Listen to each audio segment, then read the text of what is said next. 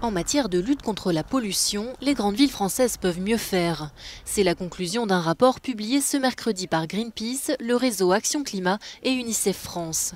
Les associations ont analysé les politiques mises en place dans les 12 plus grandes agglomérations du territoire, comme la réduction de la place de la voiture, les aides financières à la transition ou encore la santé des enfants. Tout en bas du classement se trouvent les villes de Marseille, Montpellier et Nice, en retard dans la plupart des catégories. Viennent ensuite Toulouse, Rennes, Lille, Bordeaux, Nantes et Lyon, dont les efforts sont encore jugés trop timides.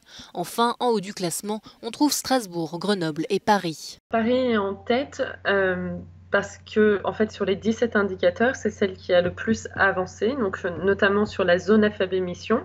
Paris a des restrictions de circulation sur les voitures les plus polluantes. Elle a aussi mis en place des aides pour accompagner le changement de véhicule et le changement de mode de transport, à la fois chez les professionnels et chez les particuliers. Et elle a réduit la place de la voiture au profit d'alternatives comme le vélo. Mais malgré ces efforts, les politiques des grandes villes françaises restent insuffisantes. En octobre, la Cour de justice européenne a déposé un recours contre la France pour non-respect des normes de qualité de l'air.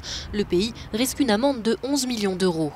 Pourtant, selon Lorelei Limousin, la France pourrait s'inspirer de ses voisins. On voit qu'une ville comme Oslo a piétonnisé son centre-ville, ferme petit à petit la circulation aux véhicules diesel et essence.